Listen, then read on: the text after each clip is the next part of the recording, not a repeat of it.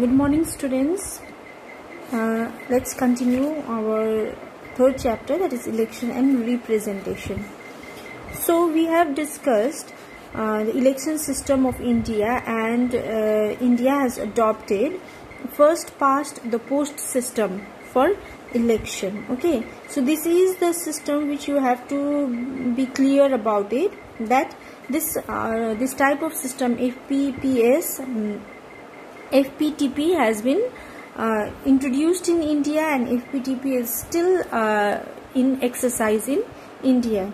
Okay, now there is another type of election, that is proportional representation. This proportional representation is not that important for us. Okay, you don't have to read this portion, but for your general idea, I am just giving you a simple explanation on proportional representation. Okay, just try to understand only, no need to read. Okay, but if you read, then it will be better for you. So the proportional representation, what happens is when there was an election.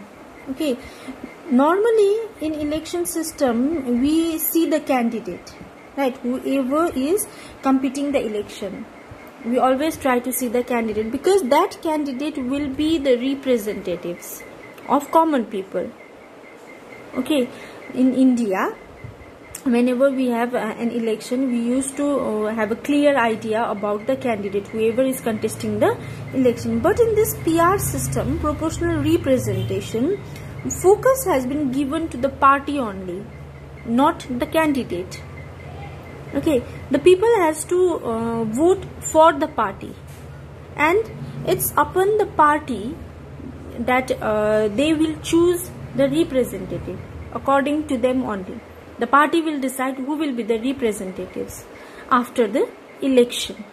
If party won the election, then they will decide who will become the representatives. But in our case, in India's election system, first we will have a clear idea about our candidate. If you are giving your vote to that particular candidate, whether he is from any party, he can be of Congress party or he can be of BJP party, but if he is a very good person, a very helping person, and he always think about the betterment of that society, then we used to give our vote to that particular person, right? In some cases we also see the party, but in some cases usually the candidate will be our first choice. But in PR system, a preference list has already been declared before the election. A list has to be declared, like I told you about constituencies, right? India has 543 constituencies. Similarly, other countries where this PR system has been followed, they first fill one nomination form, and in that nomination they will fill about how many parties are there, in which sector their parties they have the hope to get seats in that particular area. So first of all, they only make the seats for them. Okay, not whoever is contesting the election, they are not focused yet, only the party name. Then if they won the election, then they will decide who will become the representative from that particular party.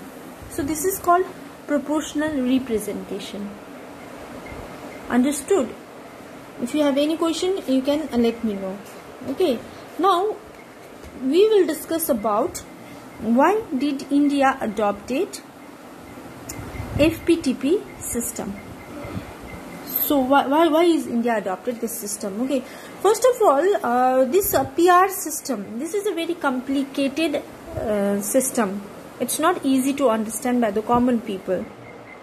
Okay, because party has been given preferences, then party will decide the seats, then whoever will win the party, whichever party wins the election, then the party themselves decide who is going to be the representative from that particular area, and a list is there, nomination list is there, from where they have to select they have to have idea that our party might get this much of seat from this particular area or from that particular area. Then they have to fill that nomination form accordingly. So it is very little bit complicated. Okay, but FPTP system is very simple. Each and every common people can have a general idea about FPTP system.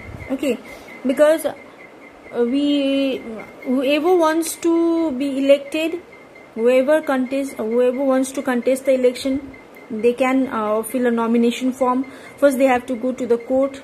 They will fill a nomination form. If they have been filling a nomination from one particular party, like, right, for example, the FPTP system, I'll give you a clear idea about this system. Like, I want to contest an election. I have the right to contest an election. Okay, now what do I have to do? I have to go to the court on the nomination date. There will be a nomination date. Okay, in that particular date, we have to fill one particular form. The nominated, the candidate, whoever wants to contest the election. So he has to go to the court. He has to pay a certain amount, like 1,000, 2,000, 4,000, 5,000, something. A particular amount has to be paid. Then they will fill the form, nomination form, and they also have to fill which party they belongs to. Okay, so after that, after filling that form, everything has been done. Then they have been nominated for the contest election. Then they will campaign in their particular area. They will assemble, they'll hold meeting and everything. Then they will campaign, they'll start campaign. Then after that, the voting date will become voting. In that particular voting date, common people used to vote for their favorite person or the favorite party. After that, the voting day has been finished. Then there will be counting of the votes. Okay, in that counting, every individual, every particular area, from particular party, from particular region, everything has been counted. Like, for example, from Siliguri region, there are 4 or 5 people. Let's take 5 people are contesting the election. All of them belongs to different parties. Okay, now they got the vote. Their votes will be counted from particular, like from Siliguri, there are 5 people, one got 50%, one got 40%, one got 30%, 20% of vote. Okay, so that will be counted. Then if he wins by the majority, like 50% vote, if I got 50% of the vote from common people, then I will become the representatives. There is no issue of parties and all. Party has to decide whether I will become the representative or not. There is no such questions. If you win the election, you will be the representatives. It is that simple in FPTP system. This is the reason India adopted this system, because this is very simple system. It's not complicated like PR system. And another reason is that India is a vast country. India has a vast population. So this proportional representation, this type of system is not suitable for a country where you will find a vast population. Number of states are huge. Okay, this is also another reason because we adopted FPTP, not the PR system. Okay, and in FPTP system, both representatives, both the candidate and the party, they will have importance. But in PR system, only the party will get importance, not the candidate. This is another reason. And in FPTP system, the constitution, whoever our makers of our constitution, they also thought that in a parliamentary system a stable government is required. So if in case we have chosen PR system, then there will be no strong government or a stable government. Okay, because everything will be decided by the party only. There is no role to play by the candidate. And in our system, in PR system, you will notice that PR system may not produce a clear majority. Okay, in PR system you will not have idea that who had the clear majority, like the FPTP system. Whichever election system we are following, we have the clear idea, right?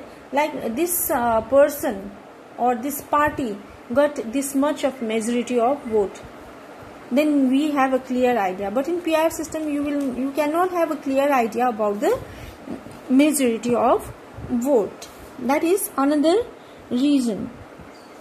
And a coalition government.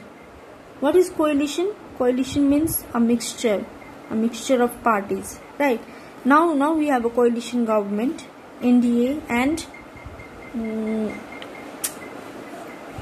I forgot the name, but we have two coalition government, two coalition parties. Okay, I will find out and let you know. I just forgot about. One is the BJP and another one is from Congress. Congress is the leader in NDA, I guess, and BJP is the leader of, I'll let you know. So there is a coalition party also. In FPTP system, even the small parties are getting chance to contest an election, because they can make a coalition with the leading parties, like the Congress. Congress is a big party. BJP is a very big party, right? So if you are having a coalition with BJP, or if you want to mix up with BJP or the Congress, you will have a chance to contest an election, because smaller parties sometimes will not get a chance to contest the election. Okay, so coalition system, because of this FPTP system, coalition is also applicable, or we can say coalition. Now in today's world, there is a coalition government. You will find maximum number of coalition parties or coalition government. So this is the reason FPTP has been we are using FPTP system, or we have adopted FPTP system. Okay, in our next class we will discuss the last portion of this chapter, that is electoral reforms. Okay, after the electoral reform, this chapter will be finished. We don't have to study about all this, whatever is between these two. Okay, reservation of constituency, it's not required. Free and fair election is also not required. Universal suffrage, you have studied all these things. Universal suffrage, universal franchise in class 9 and 10, so it's not required. Okay, so according to our revised syllabus, I'm following our revised syllabus, so now we have to study electoral reform. In our next class I'll explain electoral reforms, and on next class I guess I might give you some notes from first chapter, that is constitution. Okay, I'll give you some notes from that chapter. Okay.